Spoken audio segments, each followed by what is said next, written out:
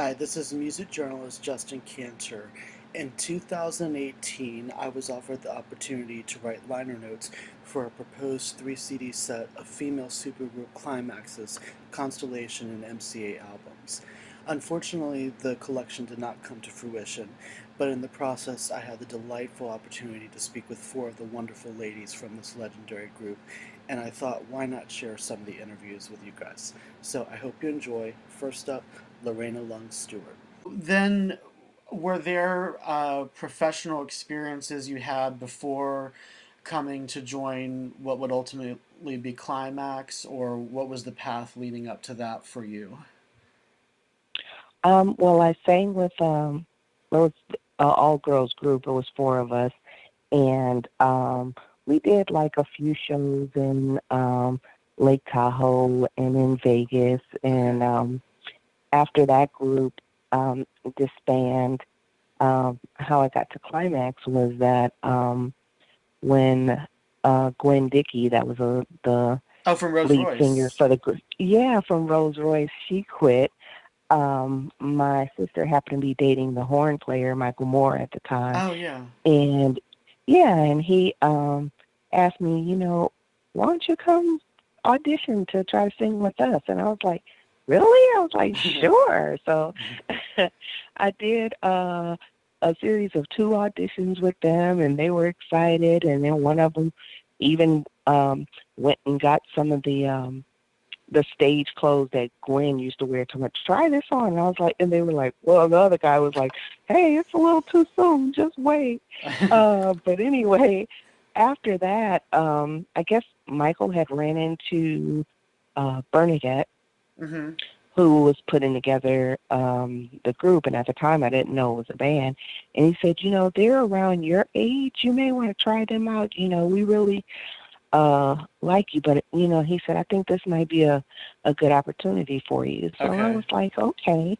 So I went and auditioned for them, and I was looking. I saw all the instruments sitting around. I was like, okay, I see all these girls. Where's the band? Right. And Yeah. then after, then after I see one get on the drums, and the other, I was like, oh man, all female band. This is cool. Yeah. So after I auditioned, I think we were um, they already were playing I'm a Woman by Chaka Khan, and she's my favorite female vocalist of all time. Oh, okay. And yeah, so I sang I'm a Woman with them, and I didn't even really finish the whole song. They stopped and they were like, did you hear the lungs on that girl? And they were like, you're hired. And so from that day to this, that's how I was known as Lungs, Oh, okay. Lorena So you Lungs. answered two questions with that one. So, do you remember where the audition was? Like, what kind of facility was it in, and was it in where in Los Angeles was it exactly that you did the audition for them? Oh yeah, it was a little like a it was like a little almost like a little rundown place. It was called Wilshire Fine Arts, um, and it was Oh, in Los okay. Angeles. Yeah, right off of Wilshire, near the Wilshire district, somewhere Okay. over there. Yeah. Okay. Yeah, and that's where it was, Cool. where we rehearsed.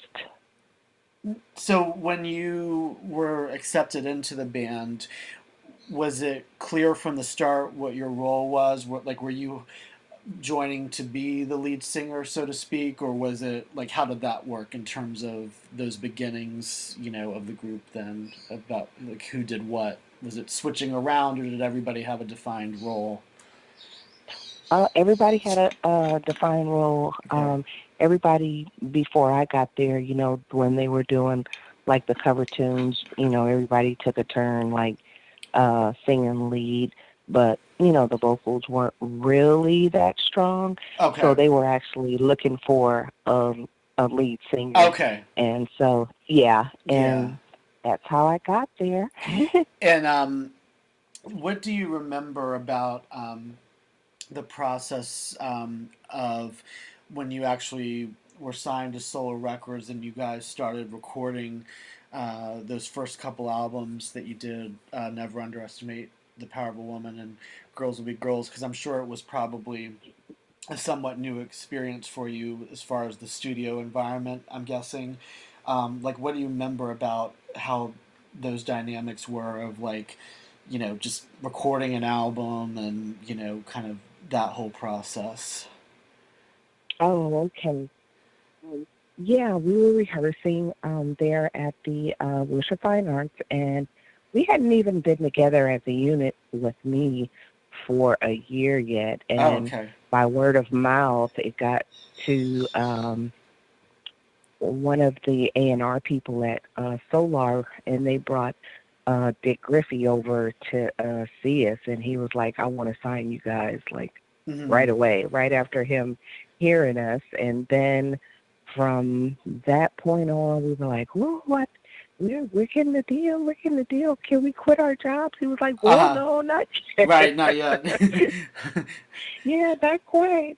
And so we went in the studio to do Never Underestimate the Power of a Woman. That was the first record. And then probably after we recorded and we released our first single, he was ready to put us on the road. He says, "Okay, now you can quit your jobs." Oh, okay. So you did tour in support of that first album. Then you did tour around some for that. Yes, we actually did. Okay, because that's I didn't you have to understand, like, I was a child at that point, and so and this was in Yeah. a different age when because obviously the group hadn't reached its commercial zenith at that point, and like, I don't know, for example, like, I've never seen any TV appearances from that period, so I wasn't sure how much actual promotion there was at that point. So, like, when you toured, would you go and to clubs, or would you go to festivals, or like, what kinds of venues would you perform at that point? At that time we were doing clubs. We did one it wasn't really an arena, but it was a larger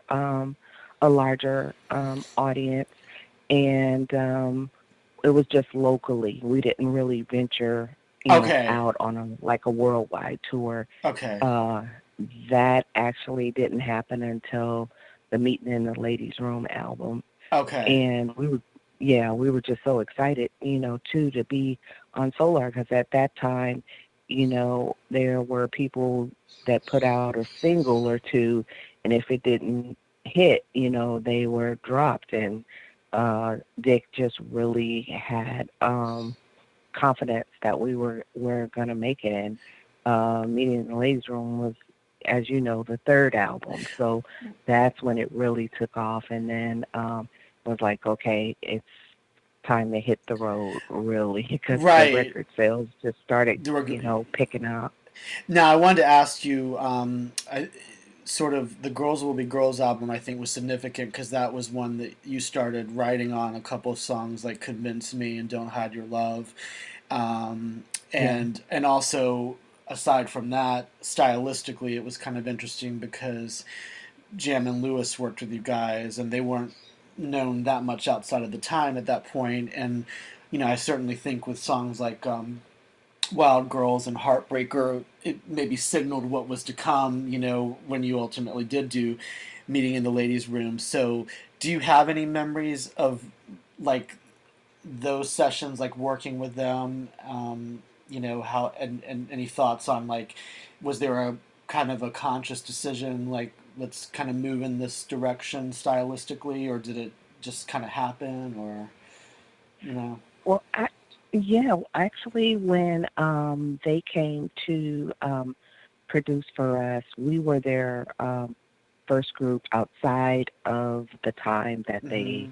they worked with. And it was a different experience because with the first two albums, um, we were produced by Otis Stokes and Stephen Shockley from Lakeside. Lakeside, And yeah. it was, yeah, and it was basically, a mimic, especially for me, vocally was like I was told to sing, follow the demo and sing Okay. exactly. And then they produced us like sing it almost line for line. So they were even Yeah. teasing me. They were like saying, "You sound like Odessa Stokes." And then by the time we got with Jimmy and Terry, they were more like, pushed us. Okay. You let me hear what you do. You go on and lesson, and they would kind of tweak things, and then you know it was letting us be free. Yeah. So that's how that happened, and then that's when we started writing more. Mm-hmm. And then ultimately after working with them, we didn't really get a major hit with them, but Right. from there, they're pushing us to, like you guys can do this on your own. That's when um, we started writing more, and then it was our song. Um, Menopause was you know our first one, and meeting in lady well actually meeting in ladies room we did first, and that was with Midnight the Star. Callaways. Yeah. Yeah, and the songs that we actually wrote or either had a hand in producing were the ones that put us on the chart. Right. So, like, and those early songs you wrote with Steven, I think, like, Convince Me, like, was that your first time songwriting? And, like, what part did you play? Like, because you mentioned you took piano lessons, so was it something where you had sat down at the piano and come up with a song and then they added to it, or did you, like, just come up with melodies in your head and they added, or, like, how did that kind of work? Because the reason I'm asking, in addition to how it leads up, is because Convince Me has always been one of my favorites, and I didn't notice for a long time that you had written it, and you might remember, I think it was a few years ago on Facebook, I put up the picture of the 45, and you were talking about how there was a story behind it, so I was kind of interested in how you, like, wrote that. Oh yeah. Well, actually, when we initially wrote the song, Lynn and I wrote it together, and we Okay. were at her house, and she was playing the piano, and um I just heard these melodies, and I started singing them, and then came up with the lyrics to the song. And then by the time we went in the studio to record it, then Steve Shockley, he added a little bit more to it, and then so that's how he was added as Okay. a writer on it. But yeah, initially it was Lynn and I that Okay. did it together. And was that the Yeah. same with Don't Hide Your Love? That similar kind of Uh, thing? Don't Hide Your Love was my ex-husband and I, William Shelby, who Oh, okay. wrote a lot for Oh yeah, was he Shalimar, The Dynasty? Whispers, and all that. And Okay. now he's a member of the group Lakeside, along with his brother Thomas Shelby. Okay, So, yeah. So, hmm now one lady, and I think you were alluding to her earlier, that I think played an important role in the beginning of Climax was Margaret Nash, because I know the second album was dedicated to her. And do you? And I know she unfortunately had passed on by the time you released the second album, but is there anything specific yeah. about her role as far as the group was concerned that is memorable to you that you would want to mention?